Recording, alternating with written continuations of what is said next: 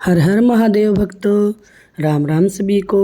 आप सभी का हमारे इस ज्ञान गंगा चैनल पर स्वागत है। इस चैनल पर आप सभी भगवत भक्तों के चरित्रों का श्रवण करेंगे जो आपको भक्ति मार्ग पर आगे ले जाने में सहायक होंगे। प्यारे भक्तजनों, आज हम आपको परम वैष्णव भक्त अमरीश जी की छोटी रानी के विवाह की कथा का श्रवण कराएंगे कि किस प्रकार भक्त अमरीश जी के साथ उनकी छोटी रानी का विवाह हुआ। एक बार की बात है कि भक्तवर अमरीश जी की अपूर्व भगवत भक्ति पर एक राजकुमारी लुब्ध हो गई। उसने निश्चय किया कि मैं उन्हीं को अपने पति के रूप में वर्ण करूंगी। अपना दृढ़ निश्चय अपने पिता के समक्ष उपस्थित कर दिया। पिता ने एक पत्र में सारी बातें लिखकर उसे ब्राह्मण के द्वारा अमरीश जी के पास भेज दिया। ब्राह्मण देव नृप शिरोमणि अमरीश जी के पास पहुँचे और पत्र उन्हें दे दिया। पत्र पढ़कर राजा ने कहा, भगवत भजन और राज्य कार्य से मुझे तनिक भी अवकाश नहीं मिलता कि किसी भी रानी की सेवा में उपस्थित हो सकूं। रानियां भी वैसे मेरे पास अधिक हैं।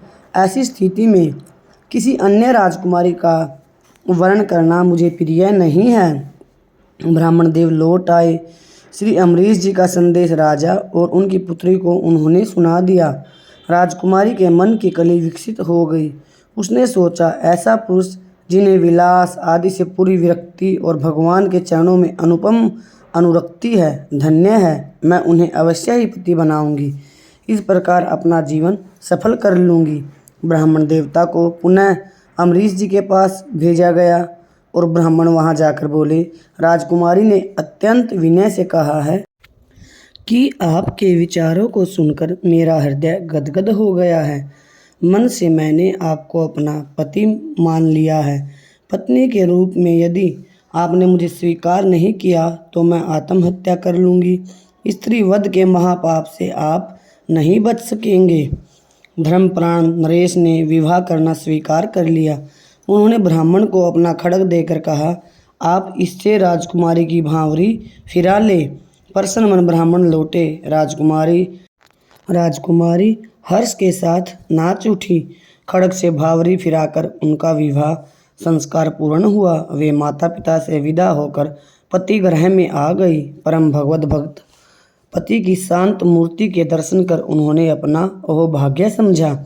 अमरीश जी ने देखा, उनके पूजा की समस्त सामग्रियां धोकर यथास्थान रखी रहती हैं। पूजा गृह धुला मिलता है। यह उन्हें अभीष्ट नहीं था, क्योंकि प्रभु सेवा का सारा कार्य वे स्वयं अपने ही हाथों से करना उचित समझते थे और इसी में उन्हें प्रसन्नता मिलती थी। पता लगाने के लिए एक दिन रात्रि में वे पूजा गृह में छिप गए। एक प्रहर बीत जाने पर नई रानी ने वहां प्रवेश किया और पूजा के पात्र मांजने लगी। राजा का मन प्रसन्न हो गया। उन्होंने कहा, यदि ऐसा ही करना है तो भगवान को अपने भवन में पधरा लो। प्रिय रानी की आकांक्षा पूरी हुई। उनकी प्रसन्नता की सीमा नहीं थी। भगवान उनके भवन में ही पधारे। अब वे रात रहते ही स्नान आदि से निवृत्त होकर भगवान पूजा करती और भजन में बैठती तो दोपहर बीत जाता। उन्हें खान पान की कुछ भी सुधि नहीं रहती। दासियों के बार बार आग्रह करने पर वे भजन से उठती। यह समाचार अमरीश जी ने भी सुना। दूसरे दिन सूर्योदय के समय ही वे छोटी रानी के पूजा गृह में आए। उन्होंने देखा, रानी ने भगवान को अत्यंत सुंदर ढंग से सजा रखा है। धूप की मधुर सुगंध उड़ रही है। घी का दीपक जल रहा है। रानी पद्मासन लगाए भगवान के सामने बैठी है। मधुर स्वर में वीणा के तार झनझना रही है और भजन की मधुर स्वर लहरियां वीणा के तारों के स्वरों में विलीन होती जा रही हैं। रानी की आंखें अश्रु रूपी मोतियों की माला पिरोती जा रही हैं। रानी की तन्मयता, स्वर्गीय भजन, अद्वितीय प्रभु प्रेम। अमरीश जी पीछे खड़े खड़े देख रहे थे। भजन समाप्त हुआ। शरीर की छाया देखकर रानी ने पीछे सिर घुमाया तो पतिदेव को देखा। उनके स्वागत के लिए वे उठने ही वाली थी कि अत्यंत प्रेम से अमरीश जी ने कहा, प्रिय मेरे स्वागत की आवश्यकता नहीं है, वही भजन फिर सुनाओ। रानी के सौभाग्य का क्या कहना।